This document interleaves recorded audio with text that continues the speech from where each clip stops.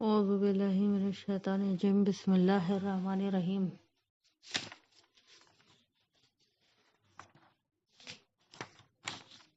اور کافر مومنوں سے کہتے ہیں کہ اگر یہ دین کچھ بہتر ہوتا تو یہ لوگ اس کی طرف ہم سے پہلے نہ دوڑ پڑتے، اور جب وہ اس سے ہدایت نہ پا سکے تو اب کہیں گے کہ یہ پرانا جھوٹ ہے، اور اس سے پہلے موسیٰ کی کتاب تھی لوگوں کے لیے رہنما اور رحمت، اور یہ کتاب عربی زبان میں ہے اسی کی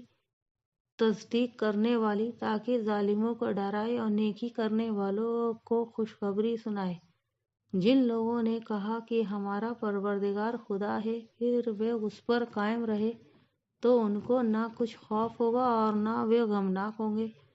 یہی جنت والے ہیں کہ ہمیشہ اس میں رہیں گے، یہ اس کا بدلہ ہے جو وہ کیا کرتے تھے۔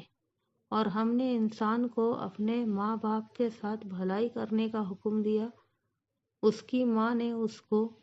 تکلیف سے پیٹ میں رکھا اور تکلیف ہی سے جنا، اور اس کا پیٹ میں رہنا اور دودھ چھوڑنا 2.5 برس میں ہوتا ہے، یہاں تک کہ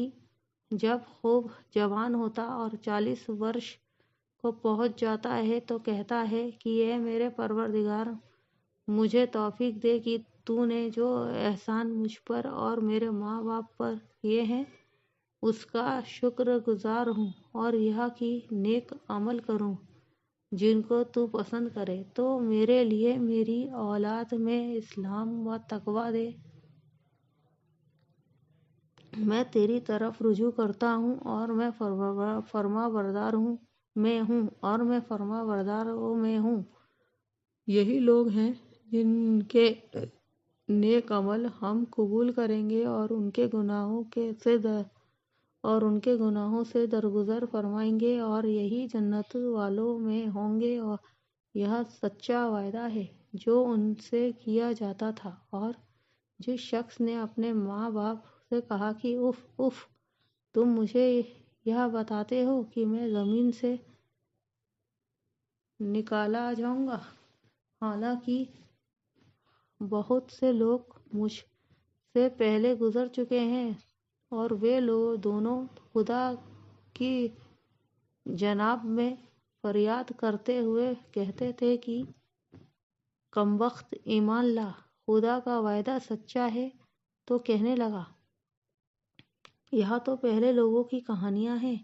یہی وہ لوگ ہیں جن کے بارے میں جنوں اور انسانوں کی دوسری امتوں میں سے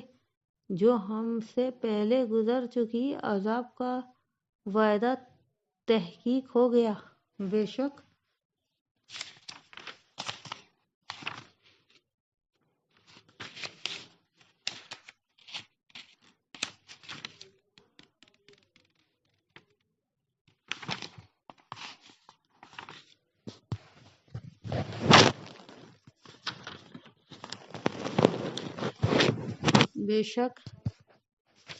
وہ نقصان اٹھانے والے تھے، اور جو لوگوں نے جیسے کام کیے ہوں گے ان کے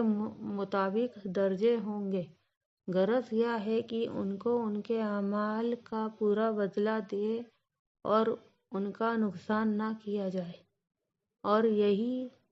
اور جس دن کافر دوزخ کے سامنے کیے جائیں گے تو کہا جائے گا کہ تم اپنی دنیا کی زندگی میں لذتیں حاصل کر چکے اور ان سے فائدہ اٹھا چکے، تو آج تم کو ذلت کا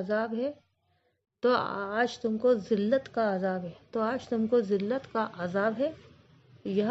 اس کی سزا ہے کہ تم زمین میں ناحق گھمنڈ کیا کرتے تھے اور اس کی بد کرداری کرتے تھے۔